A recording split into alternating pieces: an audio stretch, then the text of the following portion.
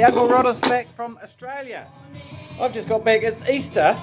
It is now. Well, we just finished Easter, and I've just got back from Sydney. My wife is over visiting her sister again, and she's here for 3 weeks. But I just popped over for the Easter time because I can't really afford to stay over there too long.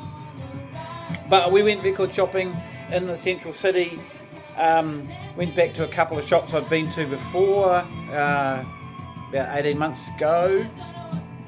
I picked up some cool stuff. I actually picked up some stuff from the JB Hi-Fi shops that were in the sales bins. So I didn't go to many shops this time. I didn't have a lot of money to spend. Excuse me. So I got a couple of second-hand ones and a few new ones, a few reissues, etc. Picked up this recently, a bit of porn. £68,000 phono stages, £215,000 DAC systems, for fuck's sake, and then amps like this, which I can only ever dream of owning at £18,000, which is actually their budget model. I mean, they go up to hundreds of thousands of pounds. Agostino. Anyway, yeah, I always like I like getting the yearly roundups and that.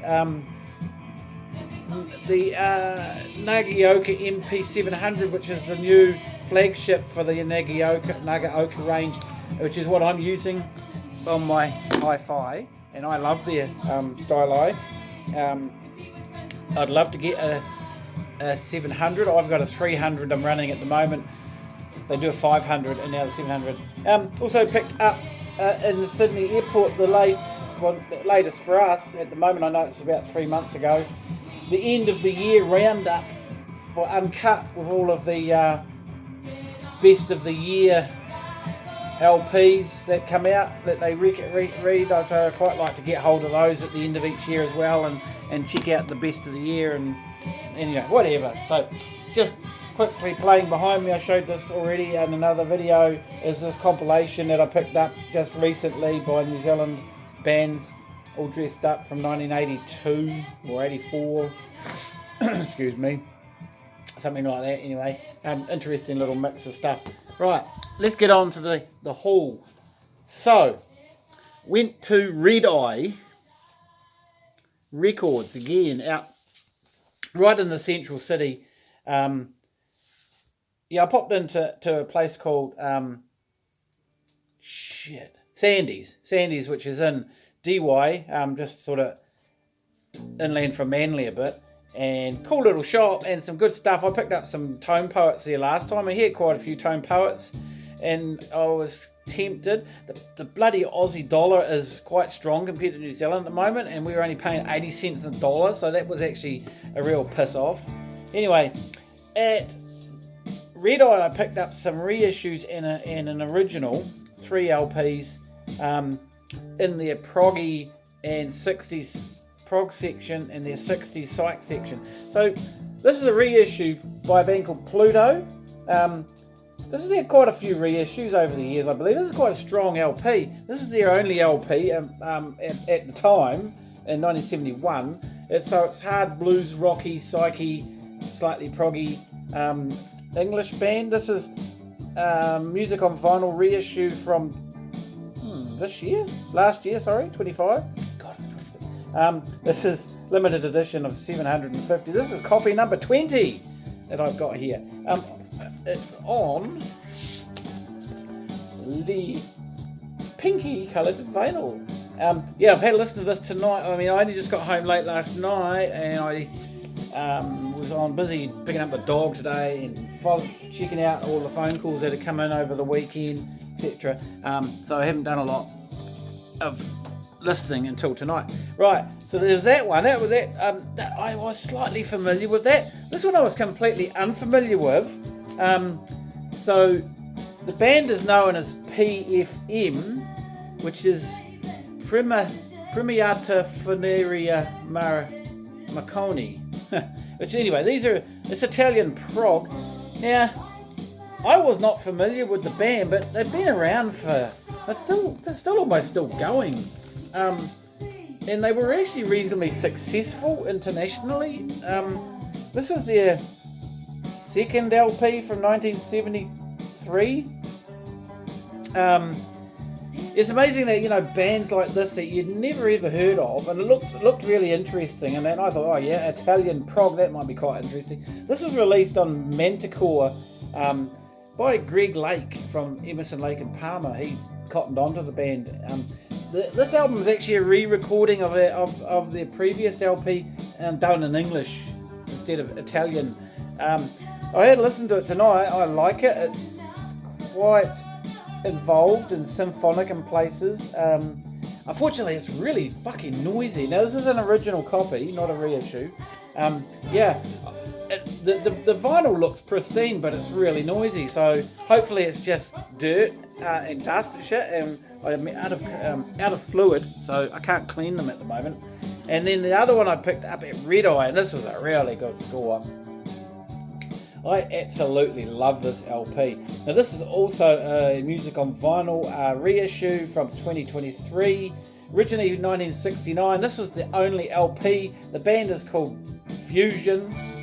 The music is kind of fusion. Border Town. I had a copy of this years and years ago, absolutely fell in love with it. It's got guest appearance by Ry Cooder. One of the other fellas was involved a little bit with Captain Beefheart, and there's definitely a Beefheartian flavour to this, especially the vocalist. It is a real fusion of blues, jazz, 60s. It's just stunning LP. You know, it's only had one reissue on CD in 2007, which I finally got hold of a few years later after I've been waiting for years after I sold my original copy. And then this has just come out last year. No, sorry, in 23. And so I'm really pleased to have this. Just played it tonight. It sounds fantastic. I'm really, really, really, really happy. I know I've got it on CD, but I always like to have these things on vinyl nowadays. Just a one-off band. A couple of the guys really didn't do anything else in their career. A couple of the other guys went on to a few other things. One of the guys was from the Peanut Butter Conspiracy, which some of you may have heard of. I certainly have. Went over to Manly on the boat again, and my wife had said, because she was over there last year, later in the year, and she was trying to find the little second-hand bookshop and vinyl shop that we went to when we went over there the first time. She couldn't find it. Anyway, I had a vague memory where it was, so we got off the boat. I went in the direction I remember we walking, and then I remember we walked down this other street, and then I vaguely remembered it was down this alleyway, and I found it straight away.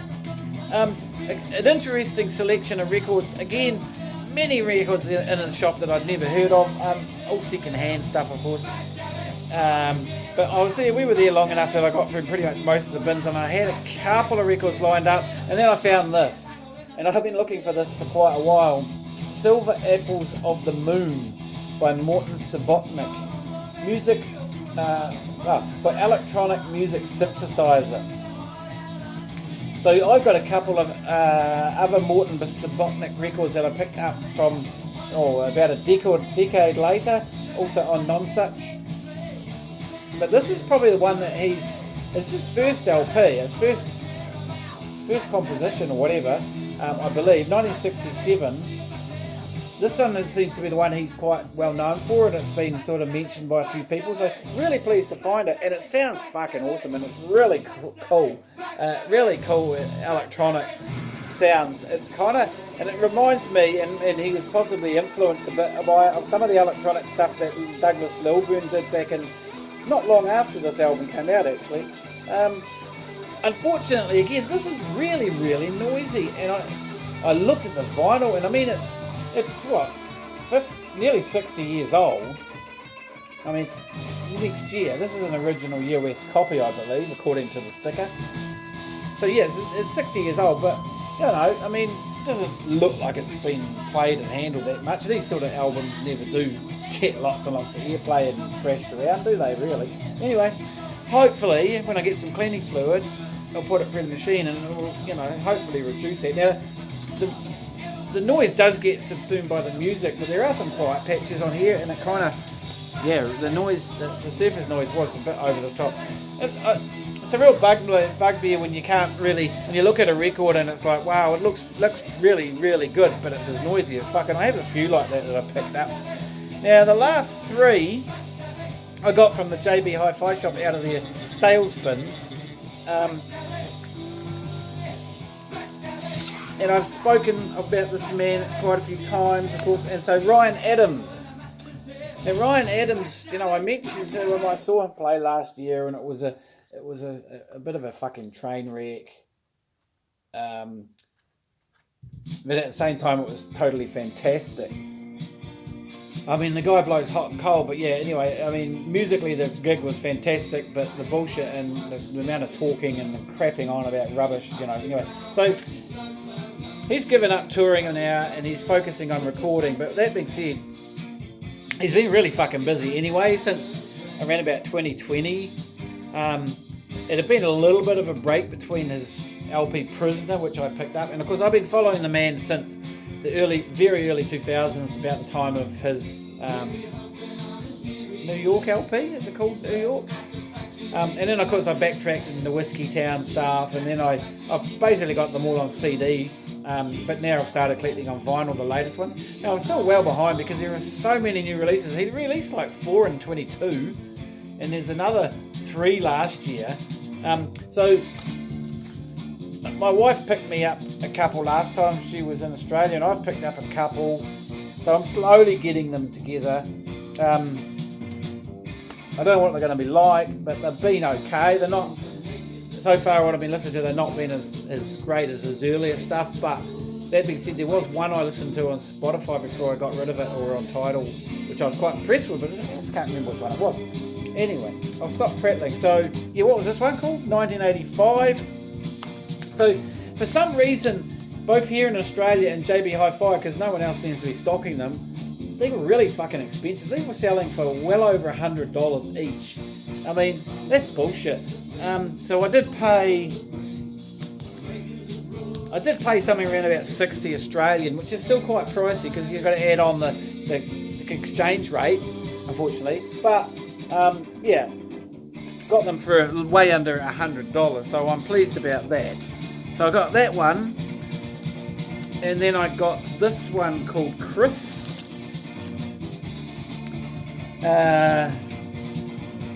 This was actually from last year, was it?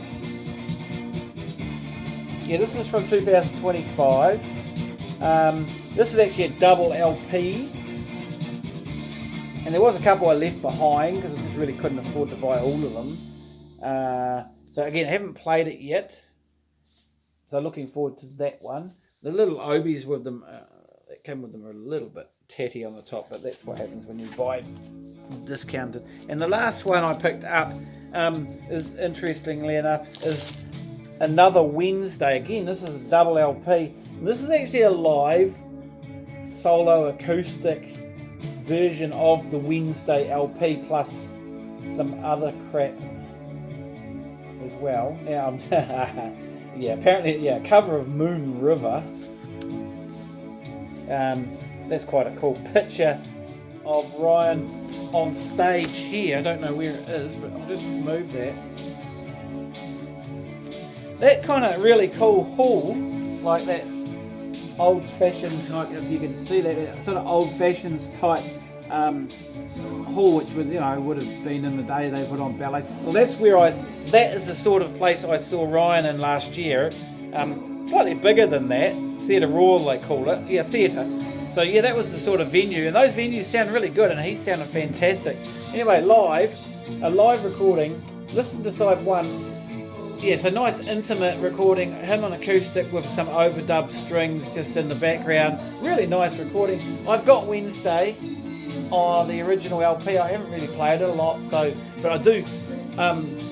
Ryan really stands up alone acoustically, like on his own. He's a fantastic player. He's a great singer, and the recordings are good. And I've got plenty of his stuff live like that. So yeah, really looking forward to getting to the grips with that. And then I have to do the comparison with the other one. So I'm kind of halfway through all the new releases in the last sort of, well, if you go back to Prisoner, it's the last 9 years. But there has been quite a few. So, yeah, not a lot to show you there, but, you know, that was a nice little haul from Sydney anyway. So, yeah, that was a nice wee holiday.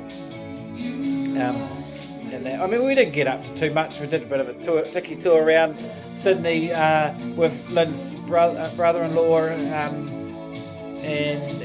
well, I did, and then Lynn's sister took us to a couple places, and we killed up with her, one of her nephews and stuff like that. So. Anyway, all right. Well, it's going to be interesting to see how the vinyls impact with this fuel oil crisis. I mean, our fuel prices here are, and I'm sure everybody's going through the fucking roof, and there is danger of us running out of fuel in the near future. Of course, vinyl is a petroleum-based product, so there's going to be an impact on new vinyl, no doubt, in the long term, which is going to be a bugger because the stuff's already really expensive as it is. So, see what happens. Alright, vinyl lovers and collectors, well, that's me. Catch you next time. Cheers.